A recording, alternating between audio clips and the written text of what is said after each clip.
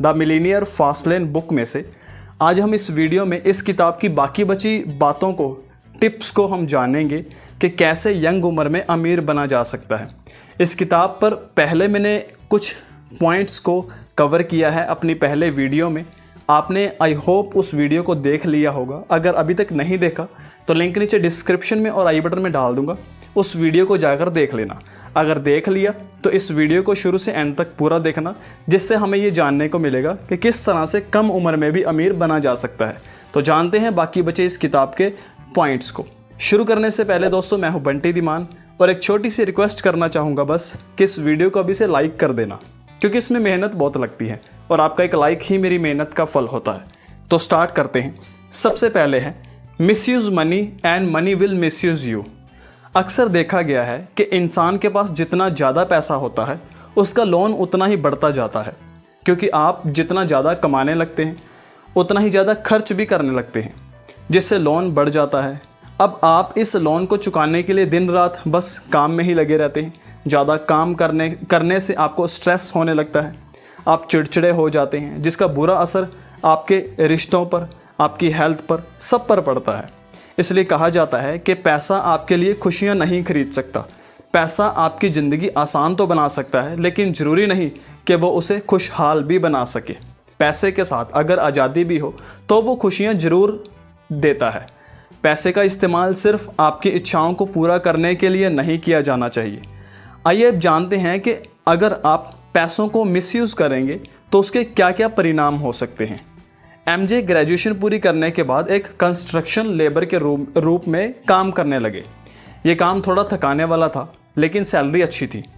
MJ को हर रोज़ site तक पहुंचने के लिए हैवी ट्रैफिक का सामना करना पड़ता था।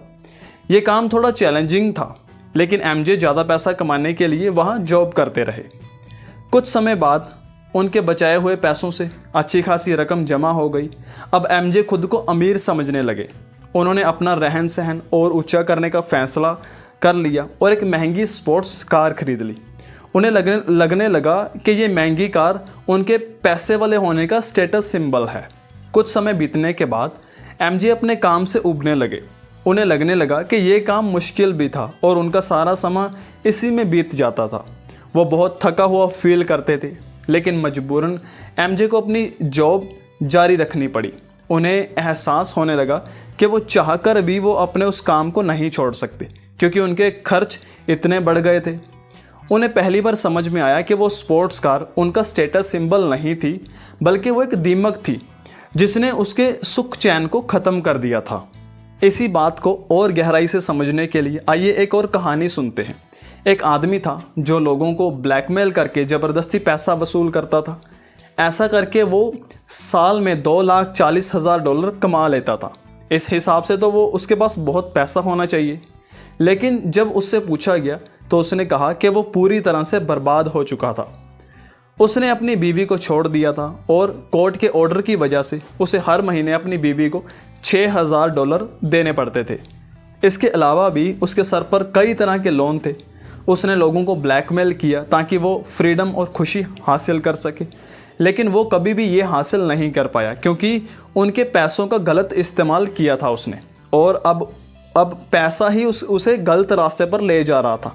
उसके पास पैसा था, मगर वो अब भी कर्ज में डूबा हुआ था। वो ब्लैकमेलिंग से कमाए गए पैसों से खुशियाँ खरीदने की कोशिश कर रहा था, लेकिन ऐसी खुशी बहुत कम समय के लिए टिकती है। उसे एहसास ही नहीं हुआ कि कर्ज ने उसे उस पैसों का गुलाम बना दिया था और वो उस गुलामी से आज़ादी चाहता था।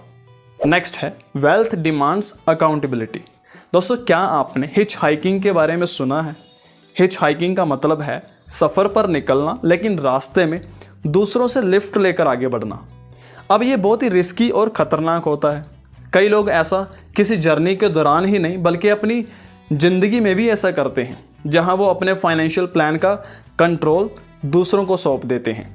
इसमें आपके फाइनेंशियल डिसीजन कोई और लेता है। ऐसे लोग अक्सर असहाय और दूसरों पर डिपेंड हो जाते हैं। इससे बचने का उपाय है जिम्मेदारी लेना, रिस्पॉन्सिबल बनना। जिम्मेदार होने का मतलब है कि आप अपनी गलतियों को स्वीकार करते हैं।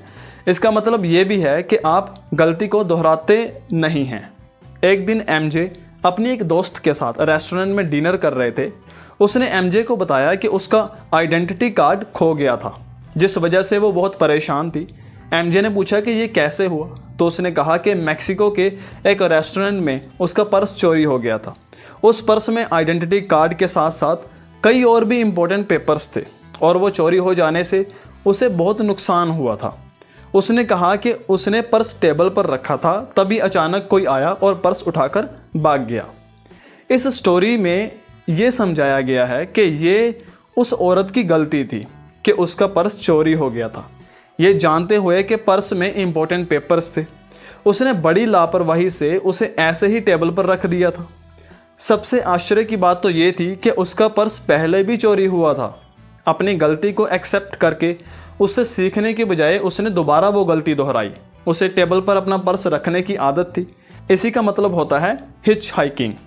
वो औरत खुद को, अपने आप को एक विक्टिम बना रही थी। यही उसकी गलती थी।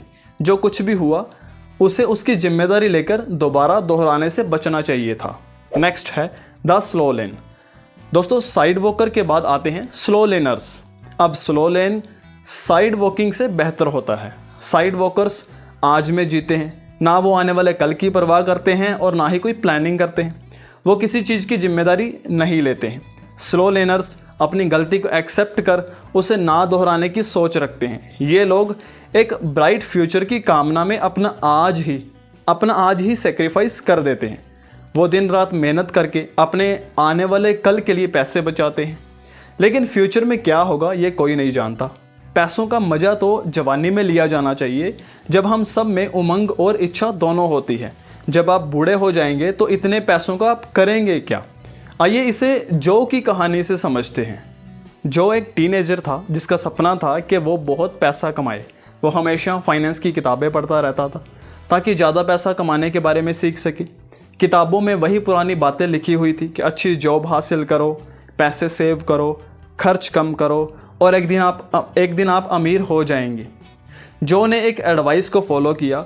उसने लॉ की पढ़ाई पूरी की और एक लॉ फर्म में जॉब करने लगा। जो अपने काम में इतना बिजी हो गया कि उसके पास अपने परिवार और दोस्तों के लिए समय ही नहीं था। वो मंडे से फ्राइडे काम में बिजी रहता और वीकेंड पर भी रेस्ट नहीं करता, बल्कि अपने आने वाले हफ्ते की तैयारी में लग जाता।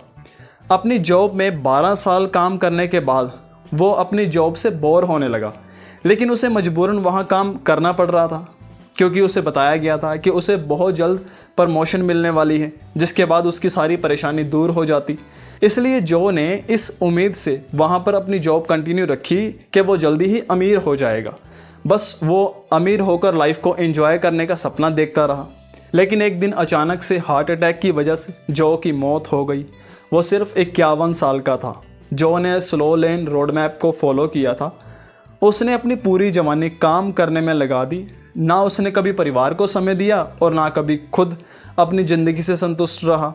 उसने अपनी इच्छाएं पूरी नहीं की क्योंकि वो पैसा कमाने और फ्यूचर के लिए बचाने में इतना बिजी था। लेकिन वो फ्यूचर तो कभी आया ही नहीं और अमीर बनने से पहले ही उसकी मौत हो गई। नेक्स्ट है द फास्ट लेन।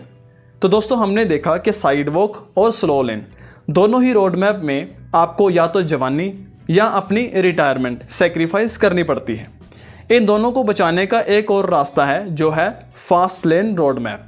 ये इतना कमाल का ऑप्शन है जिसमें आप अपनी जवानी और अपना बुढ़ापा दोनों को एंजॉय कर सकते हैं। इस रास्ते पर चलकर आप छोटी उम्र में भी मिलीनियर बन सकते हैं, लेकिन आपको बैठे बैठाए कुछ नहीं मिलेगा। आपको मेहनत तो करनी ही होगी। फ़र्क सिर्फ इतना है कि अमीर बनने के लिए आपको बुढ़ापे तक इंतज़ार नहीं करना पड़ेगा, बल्कि आपको बहुत जल्द इसका रिजल्ट मिल जाएगा। आइए एक कहानी से इसे समझते हैं। एक इजिप्शियन राजा के 2 भतीजे थे, चुमा और अजूर। वो दोनों 18 साल के थे।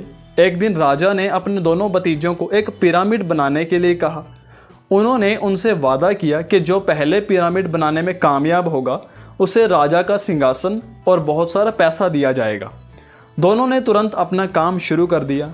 अजूर ने भारी पत्थर उठाने शुरू कर दिए और उन्हें स्क्वायर शेप में रखने लगा।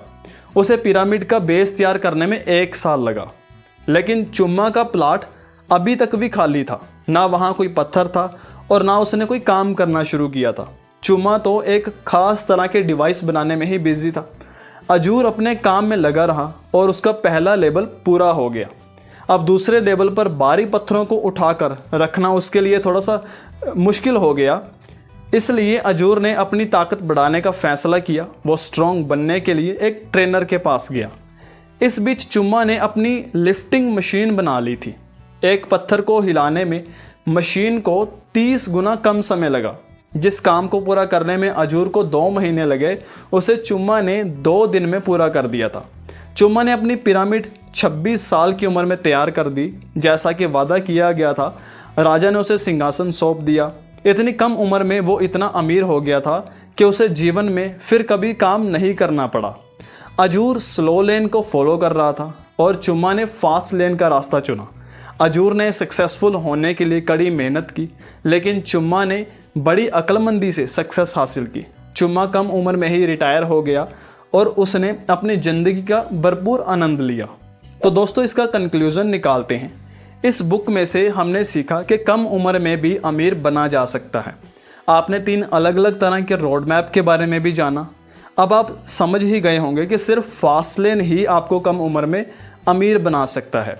इस बुक में आपने ये भी समझा कि महंगी गाड़ियाँ, आलीशान बंगला, महंगे गैजेट्स आपको अमीर नहीं बनाते, ये बस दिखावा करने का स्टेटस सिंबल बन गया है।